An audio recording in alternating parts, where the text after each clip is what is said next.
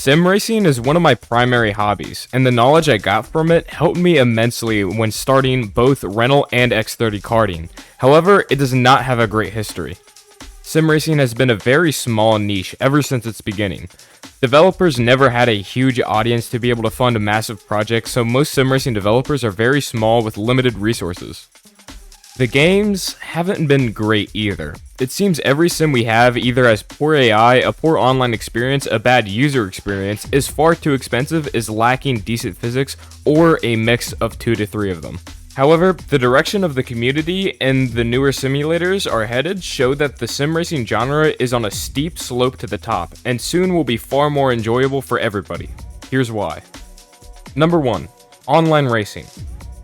Even though nobody is close to iRacing still, many modern simulators have shown an interest in focusing on online racing and making it easier and more accessible. For example, Le Mans Ultimate and Untitled 2 have integrated far better online systems than the previous generation of games. AMS 2 has also put an emphasis on trying to improve their multiplayer experience, and hopefully soon we could have a far better experience than we even do now, even though it is already very good plug and play. R-Factor 2, although pretty dead at the moment, has recently gotten an online multiplayer update, which vastly improves its previous multiplayer experience. Forza Motorsport is also a big talking point here. Even though a lot of sim racing purists will hate on it for, not being nearly as realistic as some of the other top simulators, it still has a very, very good casual online experience. And casual online experiences really is not a common thing in sim racing. Number 2, physics. Now yes, liking which physics are better is objective. Different people will prefer different simulators whenever it comes to simulating real life most closely. However, a lot of pro drivers like the way that the physics are developing in most games. For example, David Morad, an avid GT racing driver and YouTuber, is very positive about the way that the new Le Mans Ultimate physics feel. He especially highlights the way that the braking feels, and feels that it is better than pretty much any other sim out there. Not to mention Assetto Corsa. ACC is a fairly new game, and the majority of people love its physics. Although I am not one of them, I don't really like the way the ACC game feels. I really hope to see what Assetto Corsa 2 looks like. In my opinion, I hope that it comes with the complexity of ACC, but the core physics of the original Assetto Corsa. That would be the ideal physics for me, but it really is different for everybody. Assetto Corsa could really be a new genre-defining game whenever it comes to physics and much more, so I'm very, very excited about it. Number 3, the future games. The first one I'll talk about here is Rensport.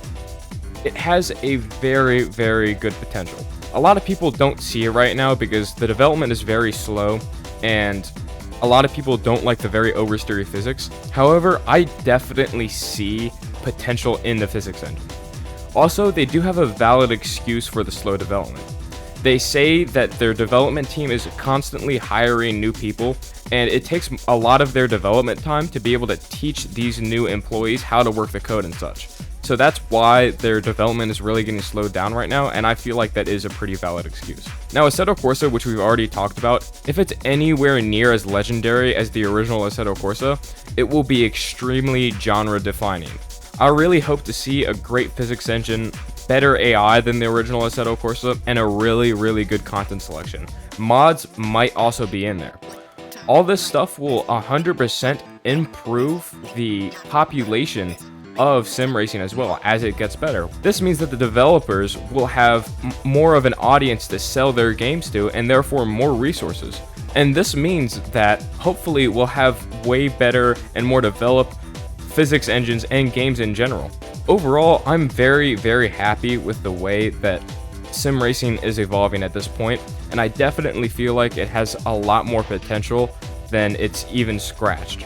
I hope you guys enjoyed the video, and if you did, make sure to like and or subscribe, and if you would like to support the channel further, check out the links in the description.